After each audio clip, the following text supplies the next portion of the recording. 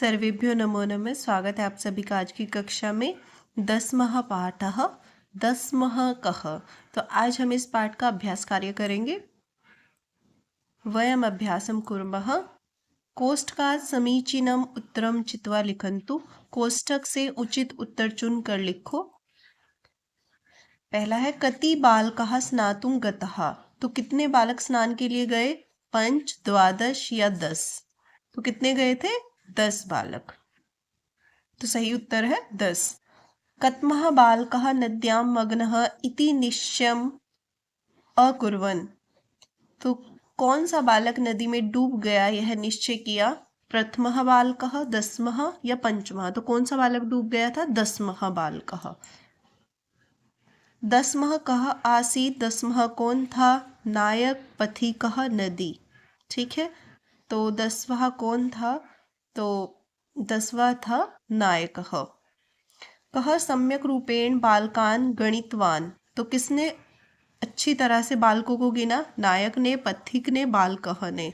पथिक ने अच्छी तरह से बालकों को गिना था। बालकः काम तीर्थवा पारम गतः। बालक जो है किसे पार करके किनारे पर आए? नदी को पार किया। अगला प्रश्न है पाठस्य आधारेण एक वाक्येन प्रश्नानाम उत्तराणि लिखन्तु। पाठ के आधार पर एक वाक्य में प्रश्नों के उत्तर लिखो।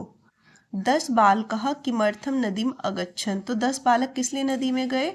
स्नान के लिए। नायकः किम अपृच्छत्। नायक ने क्या पूछा? नायकः अपृच्छत् अयि बालकः युष्माकं दुःखस्य कारणं किम। अरे बालको, तुम्हारे दुख का कारण क्या है? बालकः स्नानाय कुत्र अगच्छन्। बालक स्नान के लिए कहाँ गए? बालकः स्नानाय नदीम अगच्छन्। बालक स्नान के लिए नदी में गए। बालकः किम निश्चयम् अकुर्वन्। बालकों ने क्या निश्चय किया? बालकः निश्चयम् अकुर्वन् यत् 10वां नद्यां मग्नः। बालकों ने निश्चय किया कि 10वां नदी में डूब गया। बालकः कथं गृहम् अगच्छन्। बालक जो है कैसे घर आए? बालकः मिलित्वा आनंदेन गृहम् अगच्छन्। बालक मिलकर आनंद के साथ, खुशी के साथ घर आए। तीसरा प्रश्न है पट्टिकातः उचितं विशेषण पदम योजयित्वा वाक्यानि रचन्तु। तो पट्टिका से यहाँ से उचित विशेषण पद को चुनकर वाक्य की रचना करनी है। करे रिक्स्थान अंगुली भवती तर्जनी। तो हमारे करे कहते हैं हाथ में। हाथ में जो है तर्जनी उंगली कौन सी होती है? पहली, दूसरी, तीसरी, चौथी या पांचवी? प्रथमा, द्वितीया, तृतीया, चतुर्थी, पंचवी। तो कौन सी होती है? तो कर में तर्जनी उंगली। ये देख लीजिए, पहले इस हाथ को आप देख लीजिए। ये आपका पूरा कर है, हाथ है, और ये अंगुलियां हैं। अंगुष्ठः प्रथमा होता है, तर्जनी द्वितीया, मध्यमा तृतीया, अनामिका चतुर्थी और कनिष्ठिका पंचमी। तो यहाँ पर कौन सी उंगली के बारे में पूछे? तर्जनी के। तर्जनी कहाँ पर है? द्वितीया। तो यहाँ पे सही उत्तर क्या होगा? द्वितीया अंगुली ही भवती तर्जनी। अनामिका रिक्स्थान अंगुली भवती। तो अनामिका कितने नंबर पर है? 4 नंबर पर। तो क्या आ जाएगा कोष्ठक से? चतुर्थी। अनामिका चतुर्थी अंगुली भवती। करे रिक्स्थान अंगुली भवती अंगुष्ठः। तो अंगुष्ठ जो है हाथ में कौन से स्थान पर होता है? तो कहाँ पर है अंगुष्ठ? यहाँ पे प्रथम स्थान पर। तो प्रथमा आ जाएगा यहाँ पे। करे प्रथमा अंगुली भवती अंगुष्ठः।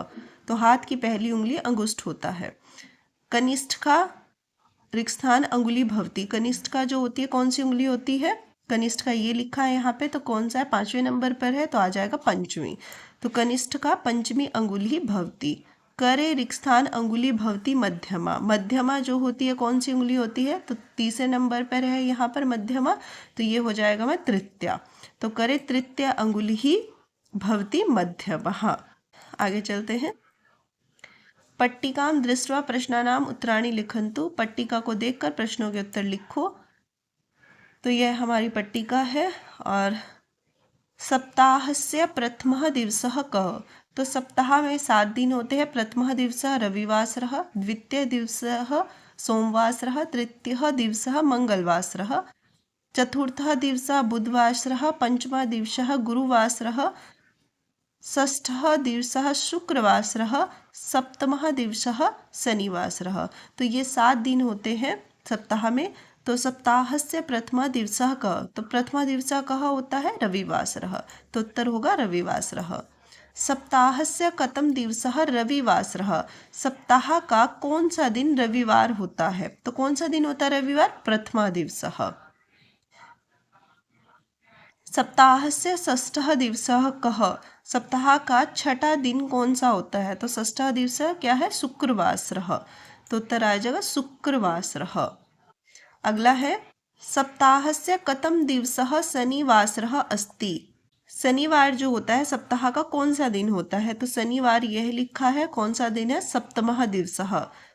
तो ये हो जाएगा सप्तमः। तो सप्तमः दिवसः शनिवासरः अस्ति। सप्ताहस्य अंतिमः दिवसः कः अस्ति, सप्ताह का अंतिम दिन कौन सा होता है। तो अंतिम दिन कौन सा, प्रथम रविवार है और अंतिम कौन सा है, शनिवासरः। तो ये आ जाएगा शनिवासरः। वाटिकां दृष्ट्वा प्रश्नानाम् उत्तराणि लिखन्तु, वाटिका को देखकर प्रश्नों के उत्तर लिखो। तो ये वाटिका है भारतीय 12 मासः, भारतीय 12 महीने। हिंदी में अभी ने चैत्र, वैशाख, ज्येष्ठ, आषाढ़, श्रावणः, भाद्रपदः, अश्विनः, कार्तिकः, मार्गशीर्षः, पौषः, माघः, फाल्गुनः, इन नामों से जानते हैं। ठीक है, तो पहला महीना चैत्र है और अंतिम महीना फाल्गुन है। यह प्रश्न है, मासेषु पंचमः मासः कः, तो महीनों का पांचवा मास कौन सा है। पांचवा मास, अब आपने इन पे क्या करना है, आप इन पे गिनती लिख लेना, 1 2 3 4 5। तो इससे आपको इन प्रश्नों का हल करना आसानी से हो जाएगा। तो महीनों में पांचवा महीना कौन सा है, 1 2 3 4 5। तो श्रावणः जो है पांचवा महीना है। तो पहले प्रश्न का उत्तर है श्रावणः। मार्गशीर्षः कतमः मासः अस्ति, मार्गशीर्ष कौन सा महीना है। तो कौन से स्थान पर है मार्गशीर्ष, यहाँ पर। तो श्रावण 5वें पर था, तो इसे काउंट कर लेंगे, छठा, 7वां, 8वां, 9वां। तो 9वां महीना क्या है हमारा, मार्गशीर्षः। तो उत्तर होगा 9वां। मासेषु 10वां मासः कः, तो महीनों में 10वां महीना कौन सा है। तो मार्गशीर्ष 9वां है, तो पोषः क्या हो जाएगा हमारा, 10वां महीना हो जाएगा। आगे है कार्तिकः कतमः मासः अस्ति, कार्तिक जो है कौन सा महीना है, अष्टमः। मार्गशीर्ष से पहला है, तो ये क्या हो जाएगा हमारा, अष्टमः मासः। मासेषु अंतिमः मासः कः, अंतिम मास क्या है, फाल्गुनः। तो फाल्गुन हमारा अंतिम मास है। अब आगे चलते हैं, मंजुषाम पश्यन्तु उत्तरम लिखन्तु, मंजुषा को देखकर उत्तर लिखो। तो आंगल मासः, ये अंग्रेजी में जो है महीनों के नाम है। अभी हमने भारतीय महीनों के नाम देखे थे, अब हम अंग्रेजी के महीनों के नाम देखेंगे। तो आंगल मासेषु 10वां मासः, 10वां मास कौन सा है आंगल महीनों में, यानी कि अंग्रेजी महीनों में 10वां महीना कौन सा है, अक्टूबर मासः। फरवरी मासः रिक्स्थान मासः अस्ति, फरवरी कौन सा महीना है। तो जनवरी पहला है, फरवरी दूसरा है। तो क्या आ जाएगा यहाँ पे, द्वितीयः मासः अस्ति।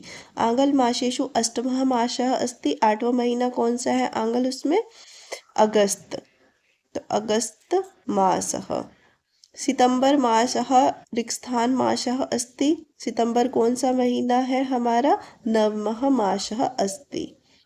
आंगल मासेषु अंतिमः मासः, अंतिम महीना कौन सा है, दिसंबर मासः। ठीक है, तो और भारतीय भाषाओं में और भारतीय महीनों में अंतिम महीना कौन सा था, फाल्गुन महीना था। अधोलिखिते गद्यांशे अंकानां स्थाने संख्यावाचक शब्दान लिखन्तु, नीचे दिए गए अंक के स्थान पर संख्यावाचक शब्द लिखो। तो जैसे एक पाठशाला, एका पाठशाला। ठीक है, तो यहाँ पर जो है एक लिखा है, तो हमें इस अंक के स्थान पर संख्यावाचक शब्द लिखना है। तो एक को क्या लिख देंगे हम, एका पाठशाला। अब ये एका क्यों आया है, एकः या एकम क्यों नहीं आया, क्योंकि पाठशाला जो है वो स्त्रीलिंग है। एकः एका पाठशाला अस्ति तत्र, अब यहाँ पे क्या लिखा है, 3 लिखा है, तो इसे संख्या क्या लिखेंगे हम, त्रयः। तो संख्यावाचक शब्द क्या हो जाएगा? त्रः। तत्र त्रयः अध्यापकाः सन्ति, वहाँ 3 अध्यापक हैं। साहित्य कक्षायाम क्या लिखा है? 20 लिखा है। तो संख्यावाचक शब्द क्या बनेगा? विंशतिः। साहित्य कक्षायाम विंशतिः छात्राः सन्ति, साहित्य कक्षा में 20 छात्र हैं। एकस्मिन् दिने क्या लिखा है? एक लिखा है, तो क्या लिख देंगे इसे? एकः। एकस्मिन् दिने एकः निरीक्षकः आगतवान्, एक दिन एक निरीक्षक आए। तस्मिन् दिने साहित्य कक्षायाम, उस दिन साहित्य कक्षा में, तो यहाँ पे क्या लिखा है? ये 15। तो 15 को संख्यावाचक शब्दों में क्या लिखेंगे? पंचदश। छात्रः उपस्थितः, 15 छात्र उपस्थित थे। आगे क्या लिखा है? संख्या है 5, इसे शब्दों में लिखें तो क्या बनेगा? पंच। पंच अनुपस्थिता, 5 अनुपस्थित थे। निरीक्षकः, ये संख्या क्या है? 10, तो शब्दों में कैसे आएगी? ये 10। निरीक्षकः 10 शब्दान लिखितुम उक्तवान्, निरीक्षक ने 10 शब्द लिखने के लिए कहा। ये क्या लिखा है यहाँ पे? 2, तो क्या लिख देंगे? द्वौ। द्वौ छात्रौ, ये क्या लिखा है यहाँ पे? 7। सप्त शब्दान सम्यक लिखितवन्तौ, तो 2 छात्रों ने 7 शब्द अच्छे से लिखे। ये क्या है? 1, तो संख्यावाचक शब्द क्या बनेगा यहाँ पे? एकः। एकः छात्रः सर्वान् अपि, ये है 10। सर्वान् अपि 10 शब्दान सम्यक लिखितवान्, तो 2 छात्र ने 7 शब्द अच्छे से लिखे और 1 छात्र ने 10 के 10 शब्द जो है अच्छे से लिखे। अवशिष्टः छात्रः, ये क्या लिखा है यहाँ पे? 12। 12 लिखा है, तो 12 को संख्यावाचक शब्दों में लिखें द्वादश। अवशिष्टः द्वादश छात्रः, ये क्या है यहाँ पे? 9, तो 9 को संख्यावाचक शब्द क्या बनेगा? 9। अवशिष्टः द्वादश छात्रः 9 शब्दान सम्यक लिखितवन्तः, बचे हुए 12 छात्रों ने 9 शब्द जो है सम्यक अच्छे से लिखितवन्तः लिखे। ठीक है, तो इस तरह से इस प्रश्न को हमने हल किया। आगे चलते हैं। योग्यता विस्तरः, तो संख्येय शब्दः, तो संख्या और पूर्ण शब्दः। संख्या जैसे 1 से लेकर 10 तक यहाँ पे संख्या दी गई है, तो आप इसे 1 2 3 4 ऐसे पढ़ेंगे। और यहाँ पे पूर्ण शब्द क्या है? पहला, दूसरा, तीसरा, चौथा। ठीक है, ये 4 है, ये चौथा है। ठीक है, तो इन पूर्ण शब्द जो है वो तीनों लिंगों में अलग अलग होते हैं, पुल्लिंग, स्त्रीलिंग, नपुंसकलिंग में। जैसे प्रथमः, प्रथमा, प्रथमम। ठीक है, द्वितीयः, द्वित्या, द्वितीयम। तो इस तरह से ये यहाँ पर हमें 20 तक दिए गए हैं। ठीक है, पूर्ण शब्द आगे है यहाँ पे एकतः सत्पर्यंतम, तो यहाँ संख्या शब्द दिए गए हैं 1 से लेके 100 तक, तो आपको इन्हें अवश्य पढ़ना चाहिए और याद करना चाहिए। आगे जो है संकट नाशनम श्री गणेश स्तोत्रम पठन्तु गायन्तु च, तो संकट नाशन श्री गणेश स्तोत्र पढ़ो और गाओ। ठीक है, आगे है प्रयोजना कार्य। प्रयोजना कार्य क्या है? पाठ्य पुस्तकस्य पाठ अनुकर्मणिकां दृष्ट्वा प्रथम पाठतः 10 पाठ पर्यन्तम, तो पाठ्य पुस्तक की पाठ अनुकर्मणिका यानी कि जो इंडेक्स होती है, देखकर पहले पाठ से 10वें पाठ तक। ठीक है, पूर्ण प्रत्यांत शब्द ही क्रमशः पाठानां नामानि लिखन्तु, तो पूर्ण प्रत्यांत शब्द से, ठीक है, यानी कि पूर्ण शब्दों में उन पाठों के नाम क्रम से लिखो, पहले पाठ से लेकर 10 पाठ तक, 10वें पाठ तक। ठीक है, अगला है सारिण्याम विद्यमानानां संख्या पदानाम अभ्यासं कुर्वन्तु, तो सारिणी में विद्यमान संख्या पदों का अभ्यास करें। तो यहाँ पे संख्या दी गई है 1 से 5 तक, और यहाँ पे पुल्लिंग, स्त्रीलिंग, नपुंसकलिंग।